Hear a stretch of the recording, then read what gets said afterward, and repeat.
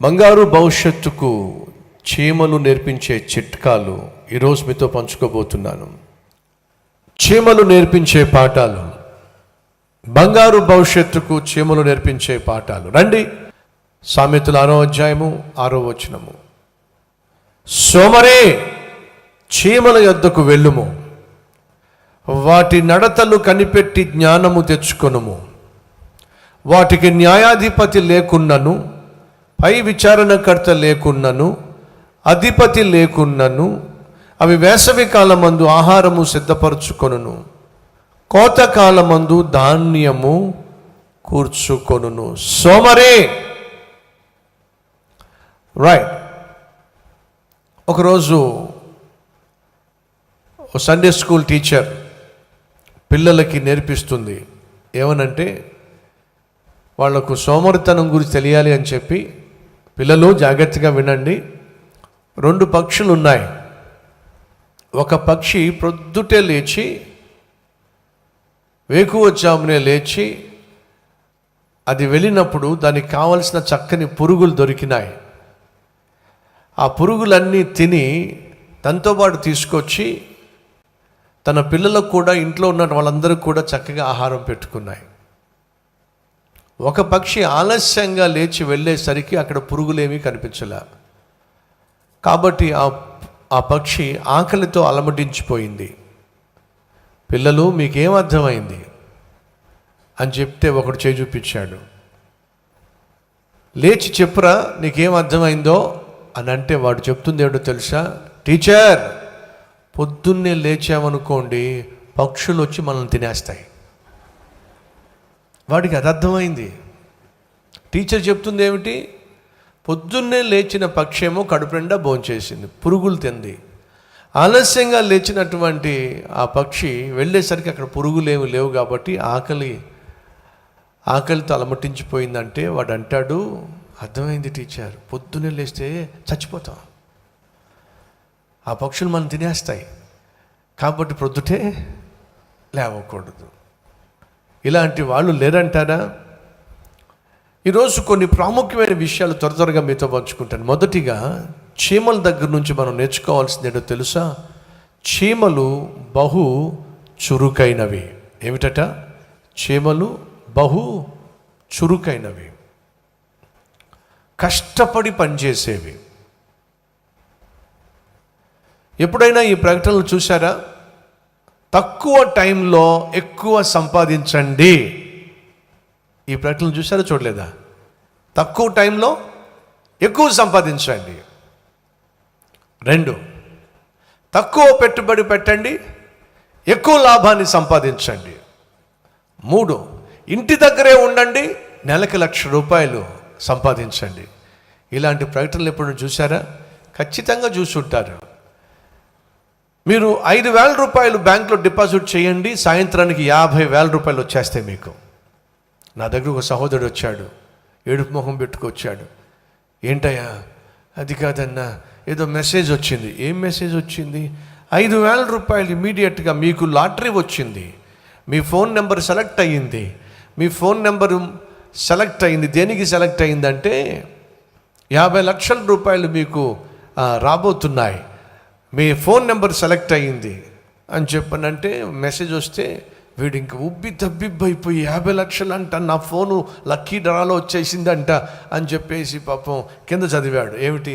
ఇమీడియట్గా దీన్ని మీరు పొందుకోవడానికి మీ పేరు రిజిస్ట్రేషన్ చేసుకోండి, ₹5,000 కట్టండి. వెంటనే వెళ్ళిపోయి బ్యాంకులో ₹5,000 కట్టేశాడు.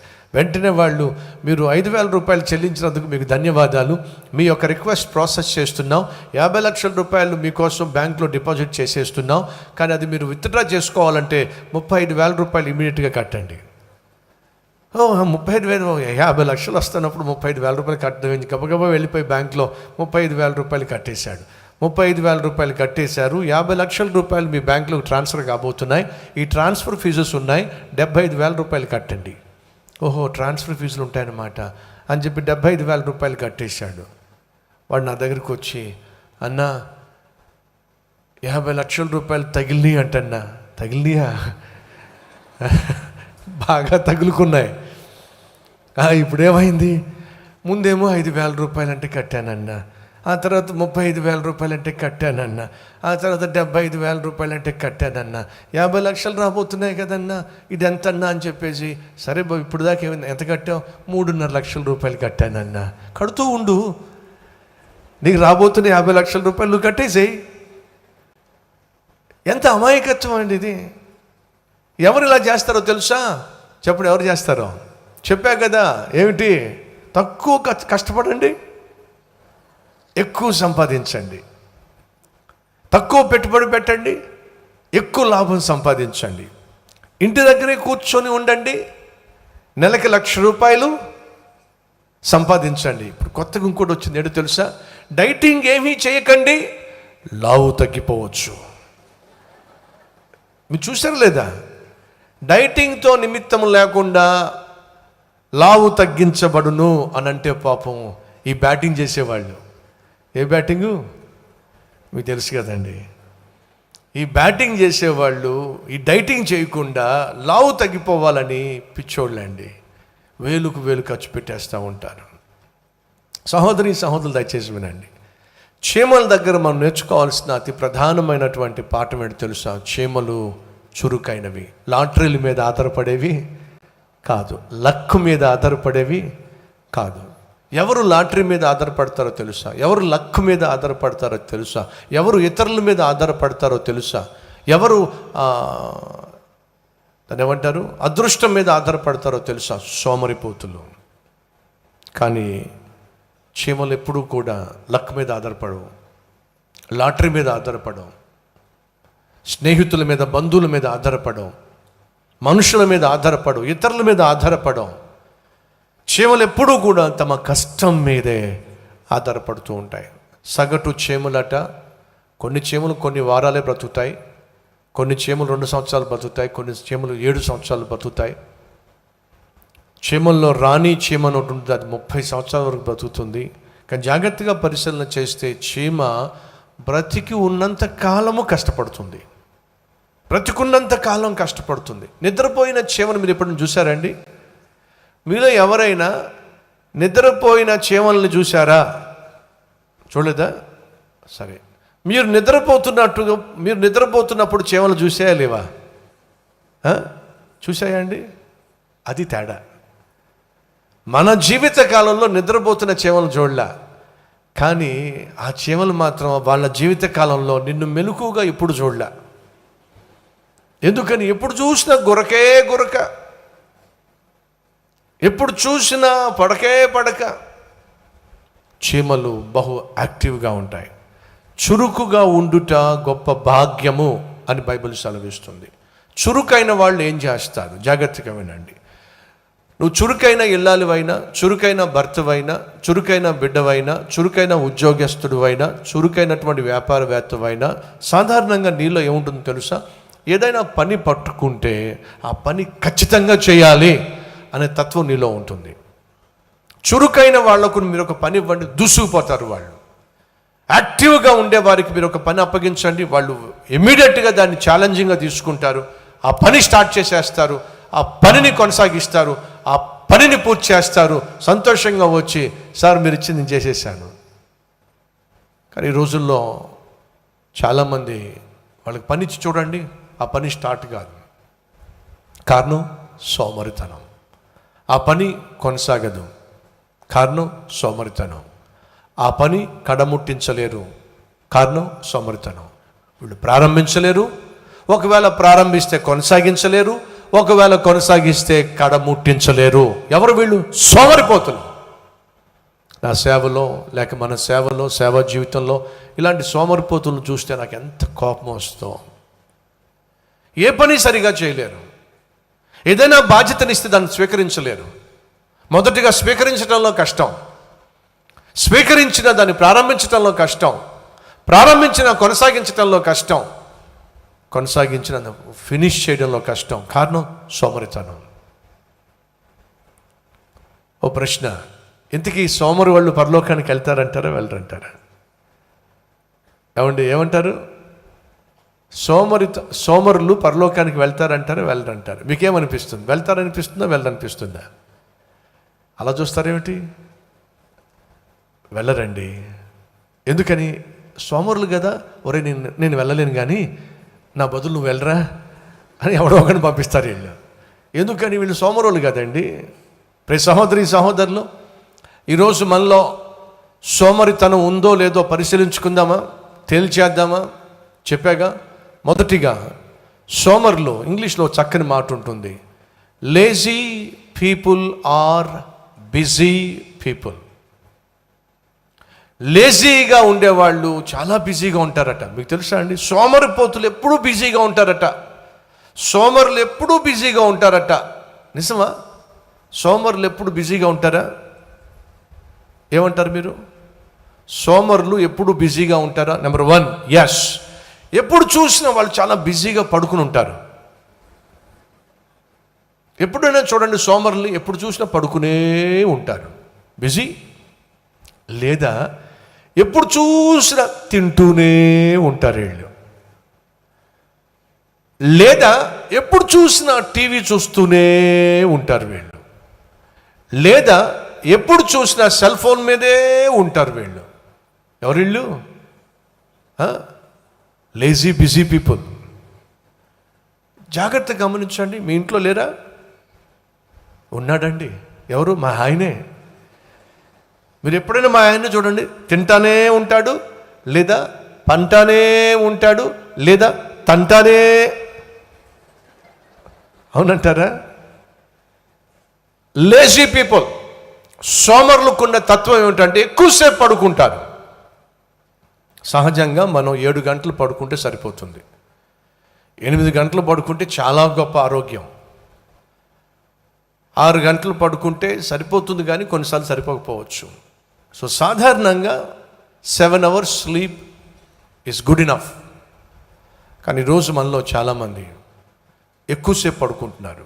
ఎక్కువసేపు పడుకునే ప్రతి ఒక్కరు కూడా సోమరిపోతులు. ఎక్కువ తినేటటువంటి వాళ్ళు కూడా సోమరిపోతులు. ఎంత తినాలో అంతే తినాలి, ఎంతసేపు పడుకోవాలో అంతసేపే పడుకోవాలి.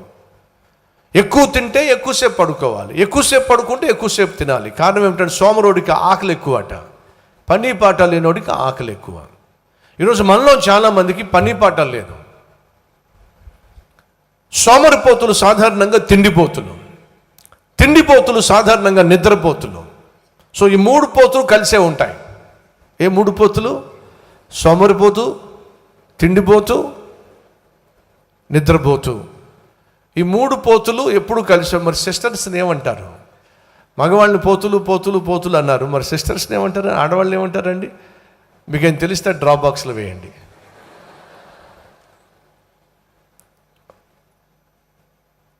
సాధారణంగా ఎప్పుడు తింటూ ఉంటారు, ఎప్పుడు పడుకునే ఉంటారు, లేదా ఎప్పుడు టీవీ చూస్తూనే ఉంటారు, లేదా ఎప్పుడు చూసినా సెల్ ఫోన్ మీదే ఉంటారు, లేదా ఎప్పుడు చూసినా ఫైటింగ్ చేస్తూ ఉంటారు. ఎవరో ఒకరితో గొడవ పడుతూనే ఉంటారు, లేదా ఎవరితో ఒకరితో మాట్లాడుతూనే ఉంటారు. సెల్ ఫోన్లో ఎవరితో ఒకరితో మాట్లాడుతూనే ఉంటారు. ఎందుకు ఇలా చేస్తారు? లేదా ఎవరితో ఒకరితో గొడవ పడుతూ ఉంటారు, లేదా ఎవరో ఒకరిని విమర్శిస్తూ ఉంటారు. జాగ్రత్తగా గమనించండి. సోమరిపోతులు వాళ్ళ సొంత పని చేయరు.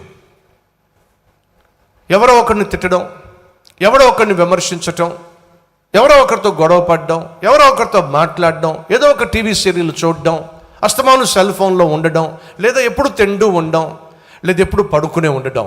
ఈ లక్షణాలు నీలో ఉన్నట్లయితే నువ్వు సోమరిపోతువు. సోమరులో కనిపించేది డాష్ బుద్ధి కాదు. ఏమిటి? డాష్ బుద్ధి కాదు అంటే ఆ డాష్ ఫిల్ చేయండి. సోమరులో ఉండే లక్షణం ఏమిటంటే చదవ బుద్ధి. రే ఏమిట్రా చదవేమిట్రా? మమ్మీ నాకు ఈరోజు చదవ బుద్ధి కావటం లేదు మమ్మీ. అప్పుడు మీరేం చెప్పాలంటే నాకు కూడా ఈరోజు అన్నం పెట్ట బుద్ధి కావట్లేదురా అని చెప్పండి. వాడు వెంటనే కళ్ళు తెరుస్తాడు. చదవ బుద్ధి కావటం లేదు. సోమరి పిల్లలో వింటున్నారా? మీకు చదవ బుద్ధి కావటం లేదా? నువ్వు సోమరోడివి. వంట చేయ బుద్ధి కావటం లేదు. మగవాళ్ళు మాత్రమే నవ్వుతున్నారు పాపం, ఆడవాళ్ళు నవ్వటల్లా. ఉన్నారా మన మధ్య? ఏమిటోనండి అస్సలు వంట చేయ బుద్ధి కావటం లేదండి. మరి సీరియళ్ళు చూడబుద్ధి అవుతుందా? ఆ బుద్ధే ఉంటుందండి. ఎస్, సోమరే. ఏదైనా నీకు చెయ్యబుద్ధి కావటం లేదు, పని చేయ బుద్ధి కావటం లేదు, ఉద్యోగానికి వెళ్ళబుద్ధి కావటం లేదు. నీకు ఒకవేళ షాప్ ఉందనుకోండి, ఆ షాపు తెరవబుద్ధి కావటం లేదు. కిరాణా కొట్టు ఉందనుకోండి, కిరాణా కొట్టు తెరవబుద్ధి కావటం లేదు. పాల వ్యాపారం చేస్తున్నావా, పాల వ్యాపారం చేయబుద్ధి కావటం లేదు. ఇంటి పని చేస్తున్నావా, ఇంటి పని చేయబుద్ధి కావటం లేదు. బుద్ధి కావటం లేదు, డాష్ బుద్ధి కావటం లేదు. సోమరివి నువ్వు. చదవ బుద్ధి కాకపోయినా, కాపురం చేయబుద్ధి కాకపోయినా, వంట చేయబుద్ధి కాకపోతున్నా, వంట చేయకపోతున్నా, చదవకపోతున్నా, ఉద్యోగం చేయకపోతున్నా, పనికి వెళ్ళకపోతున్నా, నువ్వెవరో తెలుసా? సోమరివే. ఈ సోమరితనం ఏం తీసుకొస్తుందో తెలుసా? నీకు నాశనాన్ని తీసుకొస్తుంది, నష్టాన్ని తీసుకొస్తుంది. బైబిల్లో ఒక మాట చూద్దాం రండి. 10వ వచనం, ఇంకా కొంచెం నిద్రించదనని, కొంచెము కునికెదనని, కొంచెం సేపు చేతులు ముడుచుకొని పరుండదనని నీవు అనుచున్నావు. సోమరులకు ఉండే టాలెంట్ ఏంటో తెలుసా? వాళ్ళు లేవాలి అనుకున్న సమయంలో బెడ్ మీద నుంచి లేవలేరు. కొంచెం సేపు పడుకుందాం, ఇంకొంచెం సేపు అలారం పెట్టుకుంటారు. పాప అది ఫస్ట్ మోగిందో లేదు, నోరు మూసేస్తారు. నన్ను లేపుతావేటి నువ్వు? కాబట్టి మీరు ప్రొద్దుటే లేవాలి, అలారం పెట్టుకోవాలంటే చిట్కా ఉంది. ఏంటో తెలుసా? మీరు అలారం పెట్టుకున్నప్పుడు మీ సెల్ ఫోను మీ చేతికి అందుబాటులో ఉండకూడదు. అది మీకు అందనంత దూరంలో పెట్టుకోండి. అప్పుడు అది ఆఫ్ చేయాలి అంటే ఖచ్చితంగా నువ్వు లేవాలి. అది సహజమైన చిట్కా. మనం ఏం చేస్తాం? పక్కనే పెట్టుకుంటాం. ఎందుకని? నోరు మూసేయడానికి. సో ఎవరైనా ఈరోజు అలారం పెట్టుకొనే లేవాల్సి వస్తున్నట్లయితే అదే సిమ్టమ్. ఏం సిమ్టమ్? నువ్వు సోమరోడు అని. ఎందుకని? నీకు బాధ్యత తెలిసినట్లయితే నేను ఎవ్వరూ లేపాల్సిన అవసరం లేదు. ఈరోజు మన మధ్య ఎవరైనా ఉన్నారా? ఇల్లాలులు, అమ్మ సహోదరులు ఎవరైనా ఉన్నారా అలారం పెట్టుకుని లేచేవాళ్ళు? భర్తలు ఎవరైనా ఉన్నారా అలారం పెట్టుకుని లేచేవాళ్ళు? ఇంకొంచెం ముందుకెళ్తానే ఏమే లేవే, ఏమే లేవే. భర్త వచ్చి మిమ్మల్ని లేపాల్సి వస్తుందంటే సోమరిదానేను. ఏమండి లేవండి, తెల్లారింది లేవండి అని భార్య వచ్చి నిన్ను లేపాల్సి వస్తుందంటే నువ్వు సోమరోడివి. పిల్లలు వింటున్నారా? అమ్మ కానీ నాన్న కానీ వచ్చి ఒరే లేవరా అని లేవే అని లేపాల్సి వస్తుందంటే నువ్వు సోమరోడివి. ఒకరు నిన్ను లేపవలసి వస్తుంది అంటే నువ్వు సోమరితనంతో సఫర్ అవుతున్నావు. అసలు సిసలైన విజయము ఏమిటయ్యా అంటే నీ దుప్పటి పైన విజయము అనో భక్తుడు సెలవిచ్చాడు. నువ్వు చురుకైన వాడివైతే నీ దుప్పటిని తీసి పక్కన పడేస్తావు, వెంటనే లేస్తావు, పని ప్రారంభిస్తావు. సోమరుకుండే లక్షణం ఏంటి తెలుసా? లేవలేడు వాడు ఒళ్ళు విరుచుకుంటాడు, కాళ్ళు చేతులు విరుచుకుంటాడు, అడు తిరిగి పడుకుంటాడు, ఇటు తిరిగి పడుకుంటాడు, ముక్కుతాడు, మునుగుతాడు. ఇదే పరిస్థితి. బైబిల్ సెలవిస్తుంది. ఏమవుతుందో చూద్దాం రండి.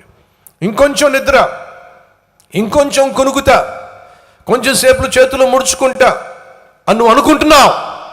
అందుచేత దోపిడిగాడు వచ్చినట్లు దరిద్రం వస్తుంది, ఆయుధధారుడు వచ్చినట్లు లేమి నీ యొద్దకు వస్తుంది. సోమరిపోతులు దరిద్రులు అవుతారో. దరిద్రుడు అంటే అర్థం ఏమిటండి? ఏమీ లేనివాడు. చేతిలో చిల్లి గవ్వ లేని పరిస్థితి ఎందుకు వస్తుంది? ఉద్యోగము సద్యోగము లేని పరిస్థితి ఎందుకు వస్తుంది? అందరినీ అడుక్కోవాల్సిన పరిస్థితి ఎందుకు వస్తుంది? సోమరితనం తెచ్చేటటువంటి గతి స్థితి ఇదే. మీ పిల్లలు పొద్దుటే లేవాలని ఆశపడుతున్నట్లయితే తండ్రులు తల్లులు మొదట మీరు పొద్దుటే లేవండి.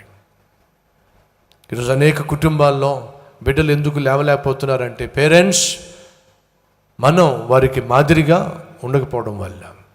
చురుకుగా ఉండడం అది చీమల యొక్క లక్షణం.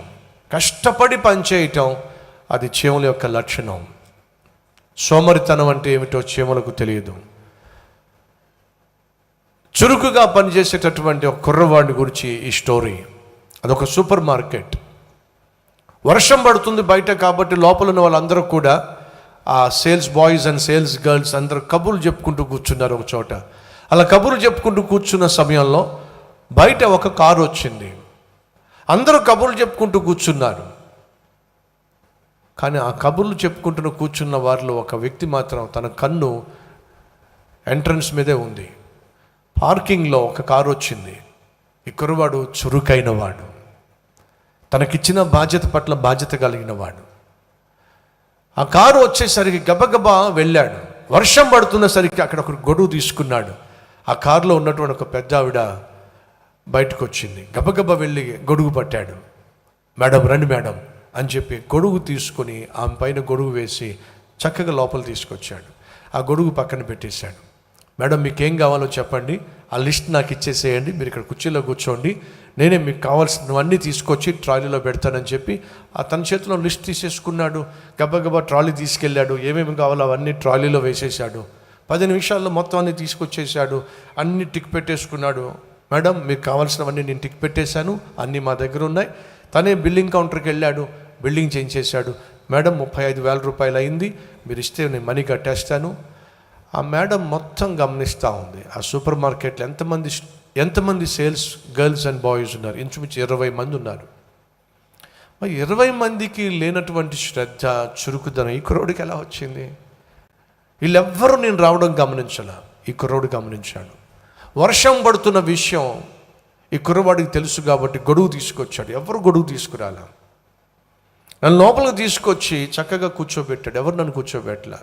నా చేతిలో ఉన్న చీటీ తీసుకున్నాడు. తానే మొత్తం కావాల్సి, ఎలాగూ షాప్ అంతా ఖాళీగా ఉంది, అందరూ ఖాళీగా కూర్చున్నారు. తానే వెళ్ళి షాపింగ్ మొత్తం చేసేసాడు. బిల్లు కూడా కట్టేశాడు. తీసుకొచ్చి రిసీట్ ఇచ్చేశాడు. మేడం మీరు గొడుగు వేసుకుని వెళ్ళండి మేడం, నేను తీసుకొచ్చి కారులో ఈ సరుకులని పెట్టేస్తానని చెప్పి తానే ట్రాలీ తీసుకొచ్చేసాడు. తాను తడుస్తున్నా సరే ఆ సరుకులను తీసుకొచ్చేసి ఆ ట్రంక్లో పెట్టేశాడు. ఆ ట్రంక్ వేసి థ్యాంక్స్ మేడం, మా సూపర్ మార్కెట్కి వచ్చి షాపింగ్ చేసినందుకు థ్యాంక్స్ మేడం చెప్పి వెళ్ళిపోయాడు.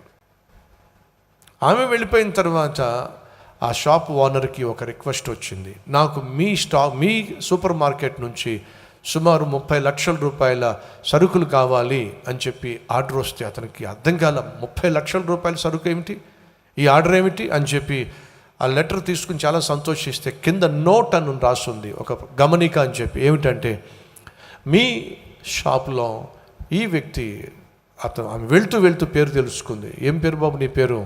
అతని పేరు చెప్పాడు. ఆ పేరు తీసుకుంది. ఈ పలానా కుర్రవాడి పేరు, let us say Vijay Shekhar అనేటువంటి కుర్రవాడితో ఈ స్టాక్ అంతా మాకు పంపించండి. అంతేకాకుండా ఆ విజయ్ శేఖర్ అనే వ్యక్తిని నేను కోరుకుంటున్నాను, అతన్ని నా దగ్గర పనిలో పెట్టుకుంటాను, మీకు అభ్యంతరం లేకపోతే ఆ సేల్స్ బాయ్ని మాకు పంపించేసేయండి. 30 లక్షల రూపాయల స్టాకు, 30 లక్షల రూపాయల వ్యాపారం, ఈ కుర్రోడు పోతే ఏముంది, 10,000 రూపాయలు జీతగాడు అని చెప్పి ఆ కుర్రవాడిని ఇచ్చి ఆ 30 లక్షల రూపాయల స్టాక్ పంపించేశారు. ఆ స్టాక్ ఈ కుర్రవాడు తీసుకెళ్ళాడు. అది ఒక పెద్ద ఇండస్ట్రీ, 100,000 మంది స్టాఫ్. ఆ స్టాక్ అంతా సబ్మిట్ చేసిన తర్వాత ఎవరిని కలవాలి అని చెప్పంటే అందులో రాసుంది పలానా వారిని కలవాలని చెప్పి. ఆ లెటర్ పట్టుకుని వెళ్తే ఆ కంపెనీ మేనేజింగ్ డైరెక్టర్ ఎవరో కాదు, ఆ రోజు కారులో వచ్చినటువంటి ఆ మేడం. వెళితే అక్కడ మేడం కూర్చుంది. మేడం మీరా మేడం, బాగున్నారా మేడం? బాగున్నానయ్యా. స్టాక్ అంతా వచ్చిందా? స్టాక్ అంతా వచ్చింది. మేడం మీరు సేల్స్ బాయ్గా ఉన్న నన్ను అక్కడ కాదని చెప్పి ఇక్కడ ఏదో మీరు పని ఇస్తానన్నారట, మా బాస్ పంపించారు మీ దగ్గర పని చేయమని. చెప్పండి మేడం, ఆఫీస్ బాయ్గా చేయమంటారా, లేకపోతే మీ కారు ఏమైనా క్లీన్ చేయమంటారా, మీ రూమ్ ఏమైనా క్లీన్ చేయమంటారా, ఏం చేయమంటారో చెప్పండి మేడం అని అంటే, రా చూపిస్తాను ఏం చేయాలో అని. తను లేచింది. పక్కనే ఒక క్యాబిన్ ఉంది. ఆ క్యాబిన్ బయట ఒక పేరు ఉంది, mister Vijay Shekhar, general manager of this company. తనకేమీ అర్థం కాల. మేడం జనరల్ మేనేజర్ అని పెట్టారేమిటి? ఎస్, ఈ రోజు నుంచి మా కంపెనీకి నువ్వు జనరల్ మేనేజర్. ఆ స్తోమత కానీ, ఆ అర్హత కానీ, ఆ ఎడ్యుకేషన్ కానీ నాకు లేదు మేడం. ఎడ్యుకేషన్ ఉన్న వాళ్ళల్లో నీలో ఉన్న చురుకుదనాన్ని చాలా తక్కువ మందిలో చూశాను. ఎడ్యుకేషన్ ఉన్నప్పటికీ కూడా నీలో కస్టమర్ పట్ల ఉన్న కేర్ ఏమిటో నేను చాలా తక్కువ మందిలో చూశాను. ఒక కస్టమర్ని అర్థం చేసుకున్నావు, ఆ కస్టమర్కి కావాల్సింది ఏంటో నీకు తెలుసు. ఆ కస్టమర్ పట్ల నువ్వు చూపించిన కేర్ ఈ కంపెనీ పట్ల చూపిస్తే చాలు, ఇక నుంచి నువ్వు నా కంపెనీకి జనరల్ మేనేజర్వి. చురుకుగా ఉండడము ఆశీర్వాదం, ఆధిక్యత, సహోదరి సహోదరులు ఎక్కడ పనిచేస్తున్నారో అక్కడ చురుగ్గా ఉండండి, యాక్టివ్గా ఉండండి, అలర్ట్గా ఉండండి. మీకు ఇచ్చినటువంటి పనిని శక్తివంచన లేకుండా చేయండి. ప్రసంగిలో మాట ఉంది, నీ చేతికి ఇవ్వబడిన పనిని శక్తివంచన లేకుండా చేయి. కానీ ఈరోజు మనలో చాలామంది సోమరోళ్ళు ఇవాళ చేయాల్సిన పనిని రేపటికి పోస్ట్పోన్ చేస్తారు, ఈరోజు కాలక్షేపం చేస్తారు. మీరు ఉద్యోగాలు చేస్తున్నారా? ఆ ఉద్యోగాలు చేసే చోట మీరు ఒక మంచి పని చేయండి. కల్వరి టెంపుల్లో దేవుణ్ణి ఆరాధించడానికి వచ్చిన ప్రియ సహోదరి సహోదరులు, మీరు ఉద్యోగం చేస్తున్న చోట మీ ఉద్యోగానికి సంబంధించిన విషయాలు తప్ప మరి దేనికోసం కూడా మీ సెల్ ఫోన్ ఓపెన్ చేయకండి. ఉద్యోగ రీత్యా సెల్ ఫోన్ వాడడం అవసరమైతే సెల్ ఫోన్ వాడండి, ఉద్యోగానికి సంబంధించింది కాకుండా మరి దేనికి సెల్ ఫోన్ వాడకండి. కల్వరి టెంపుల్ ఆఫీస్లో ఓ రూల్ ఉంది, ఏంటో తెలుసా? ఎవరైనా మందిరంలోకి ప్రవేశిస్తున్నట్లయితే, ఆఫీస్లోకి ప్రవేశిస్తున్నట్లయితే వాళ్ళ సెల్ ఫోన్స్ అన్నీ కూడా రిసెప్షన్లో పెట్టి వెళ్ళిపోవాలి. ఎందుకని? ప్రశాంతంగా ఉద్యోగం చేస్తున్నప్పుడు ఎవడో ఒకడు పనికిమాలుడు ఫోన్ చేస్తాడు, ఎవడో బంధువు ఫోన్ చేస్తాడు. డిస్ట్రాక్షన్, ఇచ్చిన పని చేయలేకపోవడం, అనవసరమైన వార్తలు, లోకంలో జరుగుతున్నటువంటి సంఘటనల గురించి చర్చలు. మీకు తెలుసా, అలా జరిగిందంట అక్కడ, ఇలా జరిగిందంట అక్కడ, ఆ యాక్సిడెంట్ అయిందంట ఇక్కడ, ఇది దోపిడీ జరిగింది. ఇవన్నీ అవసరమా ఆఫీస్లో? పనికిమాలిన ఇన్ఫర్మేషన్స్ అవసరం అంటారు, అవసరం లేదు. కల్వరి టెంపుల్లో ఉన్న సహోదరి సహోదరులు, చీమ నేర్పిస్తున్న విలువైన పాఠం, చీమ కష్టపడి పనిచేస్తుంది. మీరు ఎప్పుడు చీమను చూసినా సరే అది కష్టపడుతూనే ఉంటుంది. ఎప్పుడు మీ బాస్ చూసినా నువ్వు కష్టపడుతూ కనిపించాలి. ఎప్పుడు దేవుడు చూసినా నువ్వు కష్టపడుతూనే కనిపించాలి. ఇల్లాలిగా నువ్వు కష్టపడుతూనే ఉండాలి. నీ కుటుంబం కట్టబడాలంటే కూర్చొని సీరియల్ చూస్తే నీ కుటుంబం కట్టబడదు. పొద్దుస్తమానం సెల్ ఫోన్ మీద కూర్చొని నీ కుటుంబం కట్టబడదు. అస్తమానం మంచం మీద పడుకుని ఉంటే నీ కుటుంబం కట్టబడదు. నీ కుటుంబం కట్టబడాలంటే కష్టపడాలి, పెందలకడనే లేవాలి, వేకువనే లేవాలి. నీ ఇంటి వారి కోసం నువ్వు కన్నీటితో ప్రార్థన చేయాలి. నీ కుటుంబం చుట్టూ కంచి వేసుకోవాలి. వెళ్ళి చదవో 31వ సామెత. ఖచ్చితంగా ఒక ఉత్తమమైన ఇల్లాలు యొక్క లక్షణాలు ఏమిటో కనిపిస్తాయి. సహోదరా, నీ కుటుంబాన్ని నువ్వు పోషించుకోవాలంటే నువ్వు కష్టపడి పని చేయాలి. భార్య కష్టపడితే కూర్చొని తింటానంటావేమిటి? సోమరిపోతూ నువ్వు. భార్య తీసుకొచ్చిన కట్నంతోనే కాలక్షేపం చేసేస్తానంటావేమిటి? సోమరిపోతూ నువ్వు. విలువ లేని జీవితం నువ్వు జీవిస్తున్నావు. కష్టపడి పనిచేసేటటువంటి భర్తకు విలువ ఉంటుంది. కొన్ని సందర్భాల్లో కష్టపడి పనిచేస్తున్నప్పటికీ భార్య విలువ ఇవ్వకపోవచ్చు, కానీ బిడ్డలు గమనిస్తూ ఉంటారు. మా నాన్న బహు కష్టజీవి, ప్రదష్టమాను మా కోసం కష్టపడేవాడు, తన రెక్కలు ముక్కలు చేసుకుని మమ్మల్ని చదివించాడు అని ఖచ్చితంగా నీ బిడ్డలు గుర్తించగలుగుతారు. చురుకుగా ఉండడం నేర్చుకో. చురుకుగా ఉన్నవారిని దేవుడు ఖచ్చితంగా ఆశీర్వదిస్తాడు. 2, చీమలు తెలివైనవి. చీమలు తెలివైనవి ఎందుకన్నట బైబిల్ సెలవిస్తుంది. ఏమిటది చూద్దాం రండి. 8వ వచనము. అవి వేసవి కాలమందు ఆహారము సిద్ధపరచుకొనును. అవి వేసవి కాలమందు ఆహారము సిద్ధపరచుకొనును, కోత కాలమందు ధాన్యము కూర్చుకొనును. వేసవి కాలం రాబోతుంది. మనం కష్టపడి పనిచేయాలి. ఎందుకని? ఆ తర్వాత అడుగుతున్నాను ఈరోజు, చీమలకి కాలములు తెలుసు. చీమలకి ఏం తెలుసు? కాలములు తెలుసు. ఇప్పుడు మనల్ని ఒక ప్రశ్న వేస్తానే, జాగ్రత్త సమాధానం చెప్పండి. వేసవి కాలం వస్తుంది, ఆ తర్వాత శీతాకాలం వస్తుంది, ఆ తర్వాత వర్షాకాలం వస్తుంది. అవునన్న వారు గట్టిగా చప్పట్లు కొడతారా? అదనమాట. మన కాలాలు ఇలా తగలండినాయి, అందుకే ఏమీ తెలియదు మనకి. పాపం వాళ్ళు చప్పట్లు కొట్టేశారు, కానీ వాళ్ళు తొందరపడి. వర్షాకాలం రాబోతుంది. వేసవికాలం తర్వాత ఏమొస్తుంది? వర్షాకాలం వస్తుంది. వర్షాకాలంలో ఇప్పుడు మేము తిరగలిగినట్టుగా తిరగలేము, ఇప్పుడు కష్టపడుతున్నట్టుగా కష్టపడలేము. కాబట్టి ఏం చేయాలి? అప్పుడు కష్టపడడం కష్టం కనుక, వర్షాకాలంలో ఇప్పుడున్నటువంటి స్వేచ్ఛ ఉండదు కనుక వేసవికాలంలో ఆహారాన్ని సిద్ధపరచుకోవాలి అని చెప్పి చీమలు ఏం చేస్తాయో తెలుసా? వేసవి కాలమున అవి ఎంత కష్టపడగలవో అంత కష్టపడి వర్షాకాలం రాబోతుంది, కష్టకాలం రాబోతుందని చెప్పి ఏం చేస్తాయట, అవి ఆహారాన్ని పొదుపు చేసుకుంటాయట, ఆహారాన్ని దాచిపెట్టుకుంటాయట. ఈరోజు మనలో నా దగ్గరకు చాలామంది పాపం ప్రార్థనా సహాయం కోసం వస్తారు. అలా వచ్చిన వాళ్ళు నేను ప్రశ్నించట్లేదు, నిందించటం లేదు, చిన్నచూపు చూసి మాట్లాడట్లేదు. కానీ అలా వచ్చిన అనేక మంది చెప్పేది ఏమిటంటే, అయ్యా మా అమ్మాయి కోసం ప్రార్థన చేయండి. ఎందుకని? పెళ్ళి కాలేదండి. ఎంత వయసు? 43 సంవత్సరాలండి. అడుగుతున్నాను, నిజంగా తల్లికి తండ్రికి తెలివి ఉందంటారా? అడుగుతున్నాను, వాళ్ళకి ముందు చూపు ఉందంటారా? 20 సంవత్సరాలు దాటినప్పుడు, 25 సంవత్సరాల లోపు ఉన్నప్పుడు ఆ పిల్లకు పెళ్లి చేయాలి కదండి. ఎందుకు చేయలా? మా ఆయన పట్టించుకోలేదండి. అయ్యా ఇంట్లో పెళ్ళిడు వచ్చిన అమ్మాయి ఉంది కదా, పెళ్లి గురించి ఆలోచించమేమిటి, దేవుడు చేస్తాడులేవే. దేవుడు చేస్తాడా? ఉన్నారు అలాంటి పనికి మాలిన మాటలు మాట్లాడేవాళ్ళు. దేవుడు చూసుకుంటాడులే. దేవుడు చూసుకుంటే నీ కూతురు పుట్టిందా?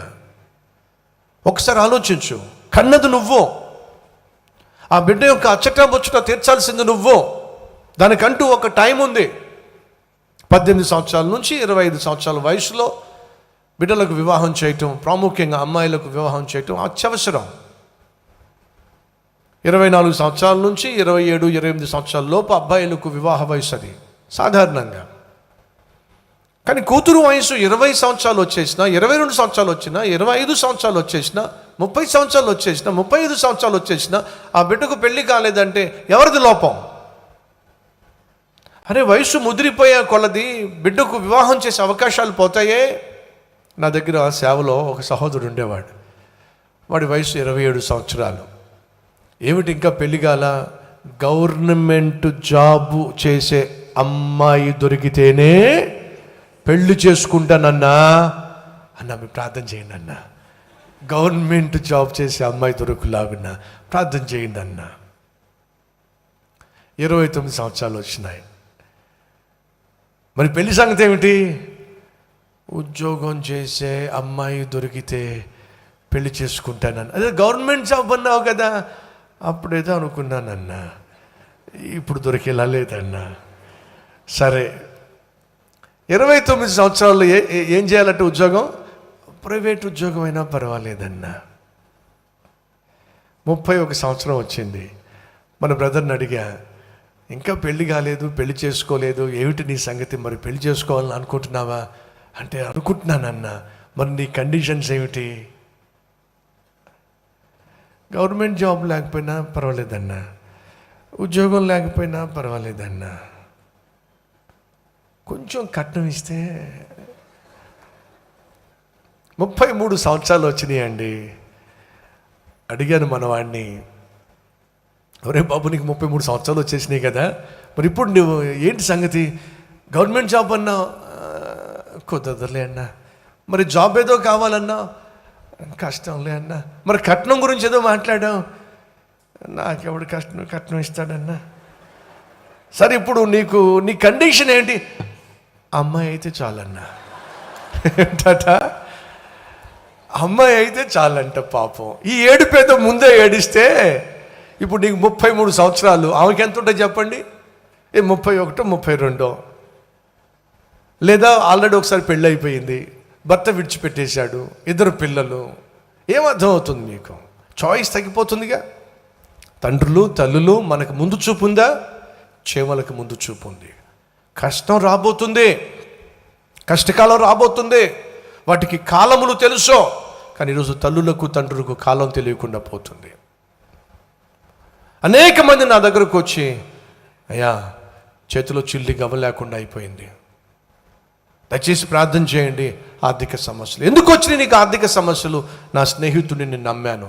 ఎందుకు నమ్మావు?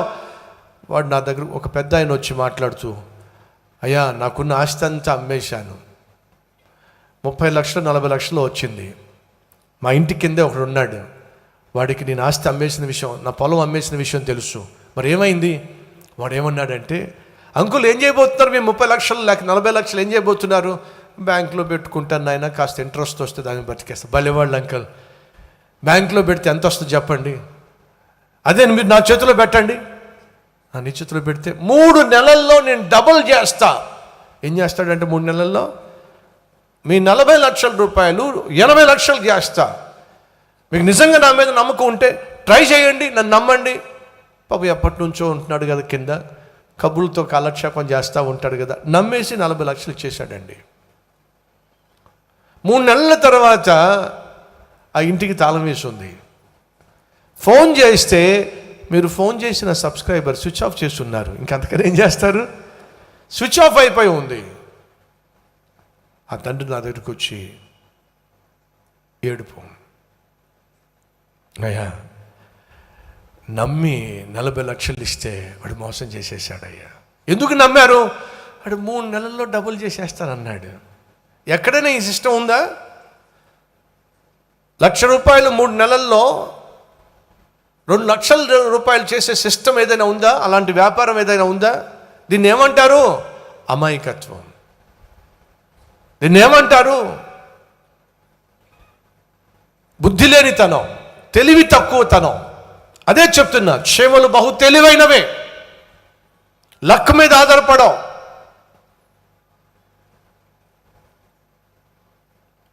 ఇలాంటి మాయ మాటల మీద ఆధారపడవు, ఇలాంటి మాయ మనుషుల మీద ఆధారపడవు.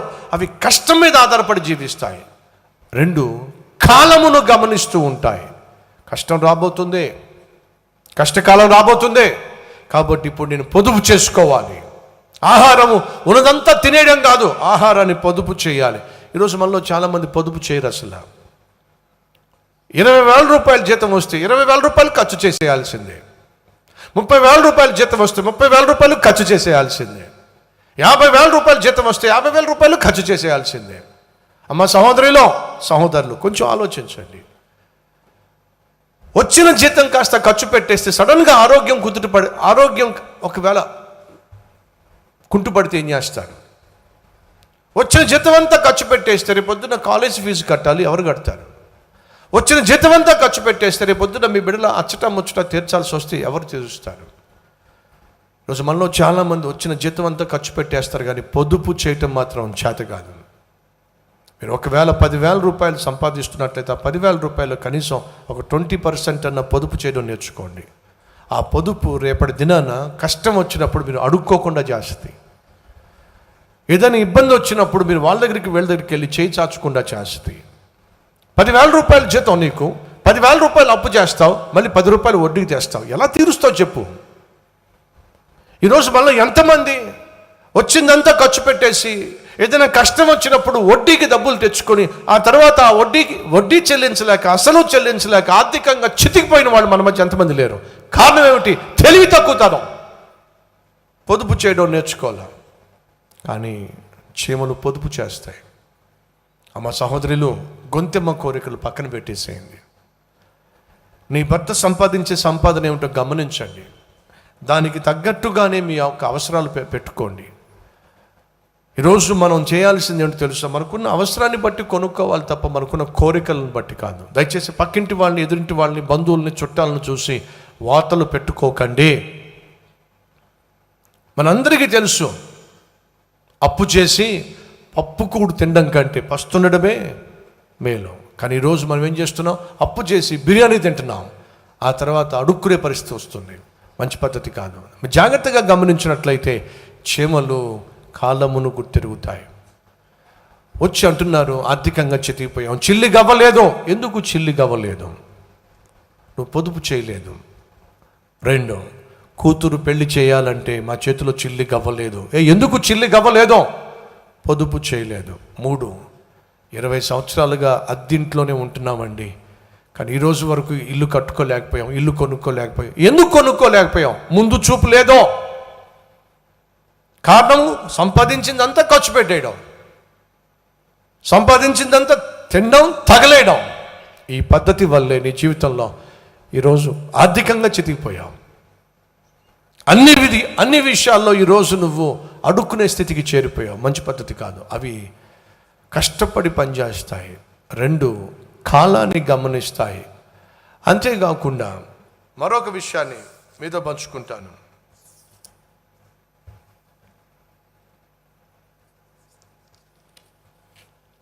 అవి క్రమశిక్షణ కలిగి జీవిస్తాయి. మీరు ఎప్పుడైనా చీమలను చూసారా? లైన్గా వెళ్తాయి. ఎప్పుడైనా మీరు చీమలను చూడండి. ఎప్పుడైనా మన వాళ్ళు ట్రాఫిక్ లైట్ దగ్గర చూడండి, లైన్గా వెళ్ళడం కానీ ఒక సిస్టమ్ ప్రకారం వెళ్ళడం కానీ మీరు ఎప్పుడు చూసారా అండి? చూడం. ఎవడు రూలు వాడిది, ఎవడు లెక్క వాడిది, ఎవడు పడితే వాడు ఎలా పడితే అలా వెళ్ళిపోవడం మనకు తెలుసు. కానీ చీమలను జాగ్రత్తగా గమనించండి, అవి క్రమశిక్షణ కలిగి, అదే బైబిల్ సెలవిస్తుంది. ఏమిటట? 6వ వచనం లేక 7వ వచనం, వాటికి న్యాయాధిపతి లేకుండానో, పై విచారణకర్త లేకుండానో, అధిపతి లేకుండానో అడిగేవాళ్ళు లేరండి, క్వశ్చన్ చేసేవాళ్ళు లేరు. మనలో చాలామంది అడిగితేనే పనిచేస్తారు, ఫోర్స్ చేస్తేనే పనిచేస్తారు, తిడితేనే పనిచేస్తారు. ఏం మనిషివయ్యా నువ్వు, పని పాటలు అక్కడ కూర్చున్నావు అని తిట్టించుకుంటేనే పనిచేస్తారు. ఏమిటే నువ్వు ఇంకా లేవలేదు, లేచి కాస్త ఇంటి పని వంట పని చెయ్యి, దరిద్రం వస్తుందే మనకి అని చెప్పి తల్లి తిడితేనే, అత్తగారు తిడితేనే పనిచేసేవాళ్ళు ఈరోజు ఉన్నారు. దయచేసి గమనించండి, చీమలను ఎవ్వరూ బలవంతం చేయరు, చీమలను ఎవ్వరూ వెనకాల తరిమే ప్రసక్తి లేదు. ఆ చీమలు తమ పైన అధికారి లేకపోయినా, పని చేయమని చెప్పేవాళ్ళు లేకపోయినా, భయపెట్టేవాళ్ళు లేకపోయినా, బెదిరించేవాళ్ళు లేకపోయినా, ఏమిటి ఇదిగో ఇలాగే నువ్వు సోమరిపోతుల పని పాట లేకుండా ఉంటే ఉద్యోగం తీసేస్తా, ఇచ్చిన పని చేయకపోతే తీసేస్తా నిన్ను అని బెదిరించాల్సిన అవసరం చీమలకు లేదండి. ఈరోజు మనలో కొంతమందికి బెదిరిస్తేనే పనిచేస్తారు, శిక్షిస్తేనే పనిచేస్తారు, కోప్పడితేనే పనిచేస్తారు, అరిస్తేనే పనిచేస్తారు. వీళ్ళు సోమరిపోతులండి. వీళ్ళు సోమరులకు ఉన్నటువంటి సాధారణమైన లక్షణం ఏంటో తెలుసా? సాకులు చెప్తూ ఉంటారు. ఓ పని అప్పగించు, ఆ పని చేయరు. ఎందుకు చేయలేదు? ఎందుకంటేనండి మొదలు పెడతారు వీళ్ళు. సాకులు చెప్పే ప్రతి ఒక్కడూ కూడా సోమరిపోతులు సాకులు చెప్తారు, సాధించే వాళ్ళేమో సాకులు చెప్పరు. జాగ్రత్తగా వినండి, సాధించేవాళ్ళు సాకులు చెప్పరు, సాకులు చెప్పేవాళ్ళు ఎప్పటికీ సాధించరు. ఈరోజు మనలో చాలామంది సాకులు చెప్తూనే ఉంటారు, ఎక్స్క్యూజెస్ చెప్తూ ఉంటారు, ఇచ్చిన పనిని పోస్ట్పోన్ చేసేస్తూ ఉంటారు.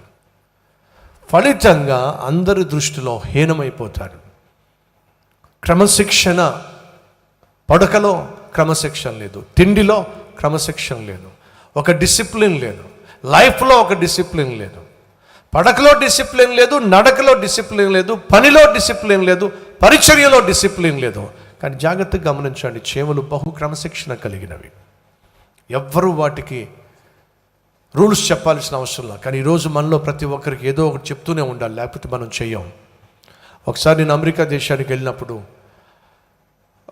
పట్టణం బయట ఒక చిన్న ప్రాంతంలో వెళ్తున్నప్పుడు, ఒక చిన్న దారిలో వెళ్తున్నప్పుడు స్టాప్ అని ఒక సింబల్ ఉంది, స్టాప్ అని ఉంది.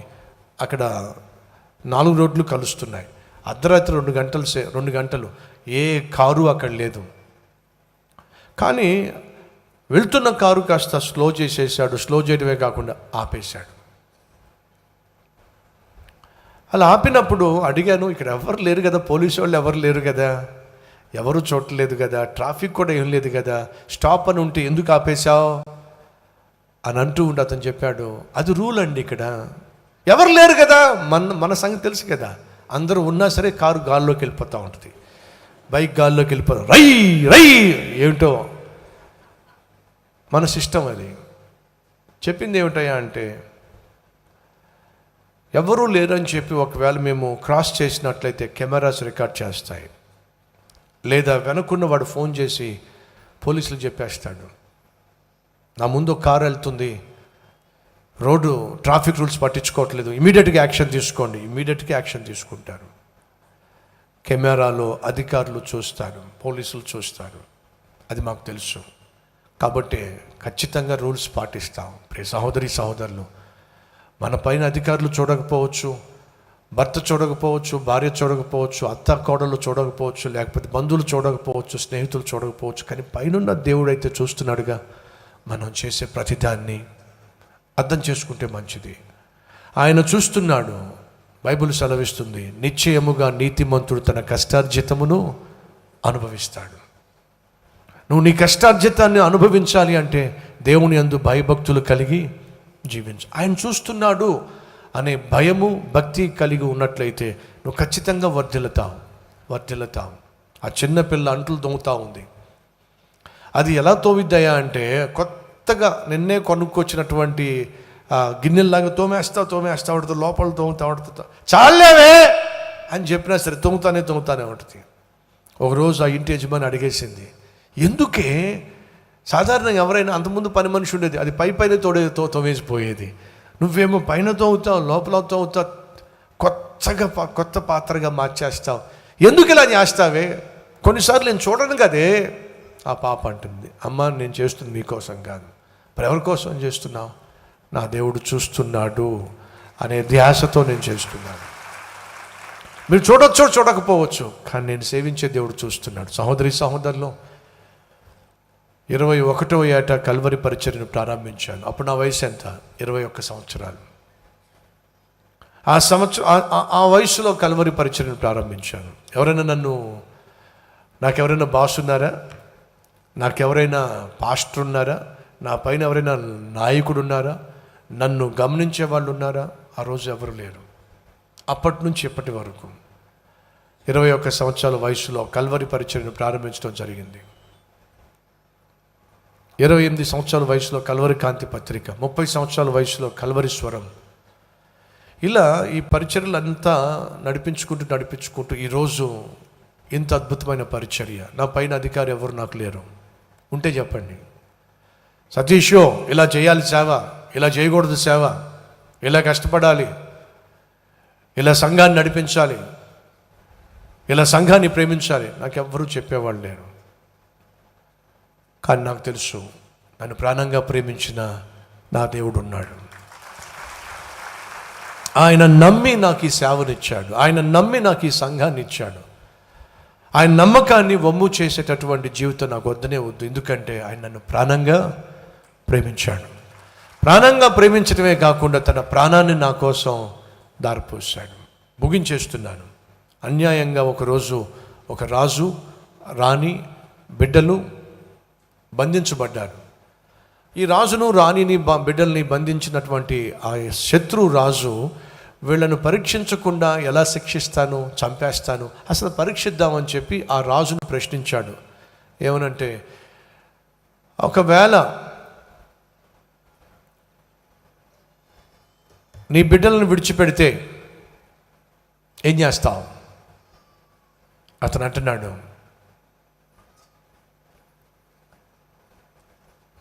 నా బిడ్డలను విడిచిపెడితే, నిన్ను విడిచిపెడితే ఏం చేస్తావు?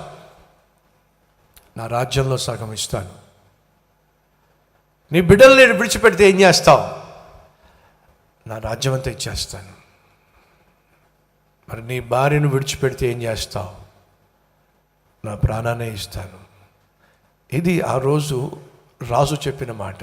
బంధించబడినటువంటి రాజు చెప్పిన మాట ఏంటో తెలుసా? బంధించిన రాజు ప్రశ్నిస్తున్నాడు, నేను చంపేస్తా, కానీ చంపే ముందు మిమ్మల్ని అందరినీ చంపే ముందు ప్రశ్నిస్తున్నా, అసలు నువ్వెవరవో, నీ వ్యక్తిత్వం ఏమిటో తెలుసుకుంటా. నీ బిడ్డల్ని విడిచిపెడతా, ఏమిస్తావు? నా రాజ్యంలో సగం ఇస్తానండి. క్షమించండి, నిన్ను విడిచిపెడతా, ఏం చేస్తావు? నా రాజ్యంలో సగం ఇచ్చేస్తా. నీ బిడ్డల్ని విడిచిపెడతా, ఏం చేస్తావు? నా రాజ్యం అంతా ఇచ్చేస్తా. నా రాజ్యం అంతా కూడా నా బిడ్డలతో సమానం కాదు, రాజ్యం అంతా ఇచ్చేస్తా. ఇప్పుడు తనని విడిచిపెడితేనేమో సగం అట, బిడ్డలను విడిచిపెడితేనేమో రాజ్యం అంతా. ఇప్పుడు భార్య మిగిలిపోయింది. మరి నీ భార్యను విడిచిపెడతా, ఏం చేస్తావు? నా భార్యను మీరు విడిచిపెడితే నా ప్రాణాన్ని ఇచ్చేస్తా. ఆ బంధించిన రాజు ఆశ్చర్యపడ్డాడు. ఇతనికి కుటుంబ విలువ తెలుసు. తన రాజ్యం కంటే తన బిడ్డలను ఎక్కువగా ప్రేమించాడు. తన బిడ్డల కంటే తన భార్యను ఎక్కువగా ప్రేమించాడు. ఎందుకని? భార్య లేకుండా బిడ్డలు లేరు, బిడ్డలు లేకుండా రాజ్యం లేదు. తన బిడ్డలే రాజ్యం. అద్భుతం. నీలాంటి వాడు చంపబడకూడదు. ఇలాంటి వ్యక్తిత్వము, ఇలాంటి సంస్కారం కలిగినటువంటి రాజు బ్రతకాలి. వదిలేస్తున్నా, వెళ్ళి నీ రాజ్యాన్ని జాగ్రత్తగా చూసుకో అని చెప్పి వదిలేశాడండి. అలా వదిలిపెట్టేసిన తర్వాత ఈ రాజు రాణి బిడ్డలు కలిసి వెళ్తున్నప్పుడు ఆ రాజు విడుదల పొందుకునే రాజు అంటున్నాడు రాణితో, చూసావా ఆ రాజు ప్యాలెస్ ఎంత అద్భుతంగా ఉందో చూసావా? చూడలేదండి. అదేమిటి, అంత అద్భుతమైన ప్యాలెస్ను చూడలేదా? చూడలేదండి. ఆ రాజు సింహాసనం చూసావా? ఎంత అద్భుతంగా, ఎంత గొప్పగా ఉందో, డైమండ్స్తో నిగనిగలాడిపోతుందో చూసావా? రాణి అంటుంది, చూడలేదండి. పోనీ రాజు పక్కన ఉన్న రాణిని చూసావా? ఆమె డ్రెస్ చూసావా? ఎంత అద్భుతంగా ఉందో? చూడలేదండి. మరి ఏం చూస్తున్నావు నువ్వు? ప్యాలెస్ చూడలేదు, రాజు సింహాసనం చూడలేదు, పక్కన టీవీగా కూర్చున్న రాణిని చూడలేదు. మరి ఏం చూస్తున్నావు నువ్వు? ఆ భార్య చెప్పిన మాట ఏంటి తెలుసా? నేను అక్కడ ఉన్నప్పుడు ఏమీ చూడలేకపోయాను. ఎందుకంటే ఎవరైతే ఈ మాట అన్నారో, నన్ను, నా భార్యను విడిచిపెడితే నా ప్రాణాన్నే ఇస్తాను అన్నాడు చూసారా, ఆయన్నే చూస్తూ ఉండిపోయాను. అంటే అర్థం ఏమిటి? తన మనసు అంతా ఎక్కడుంది? తన దృష్టి అంతా ఎక్కడుంది? తన భర్త మీదే ఉందండి. నా కోసం ప్రాణం ఇస్తానని చెప్పిన ఆయన మీదే నా కళ్ళన్నీ ఉండిపోయినాయి. సహోదరి సహోదరులు, ఈరోజు మన కళ్ళు ఎక్కడ ఉండాలి? ఆ రాజు ప్రాణం ఇస్తానన్నాడో, ఆ రారాజు ప్రాణమే ఇచ్చేశాడో. మరి మన కళ్ళు ఎక్కడ ఉండాలి? సతీష్ కుమార్ కళ్ళు ఎక్కడ ఉండాలి? లోక భోగాల మీద, సుఖ సౌఖ్యం మీద, దేని మీద ఉండాలి సతీష్ కుమార్ యొక్క కళ్ళు? సతీష్ కుమార్ కోసం ప్రాణం పెట్టిన ఆ దేవుని మీదే కళ్ళు ఉండాలి. ఆ కృప దేవుడిచ్చాడు కాబట్టే ఇంత అద్భుతమైన సేవను, సంఘాన్ని చూడగలుగుతున్నాం. ప్రియ సహోదరి సహోదరులు, మరి మన కళ్ళు ఎవరి మీద ఉండాలి? నీకోసం ప్రాణం పెట్టిన ప్రభువు మీద నీ కళ్ళు ఉన్నట్లయితే, చీమలు వలె, చీమలను సృష్టించిన దేవుడు ఏ విధంగా సృష్టించాడో ఆ విధంగానే అవి జీవించాయి. చీమలు చురుకైనవి, చీమలు తెలివైనవి. అంతేకాదు, చీమలు క్రమశిక్షణ కలిగి జీవించేవి.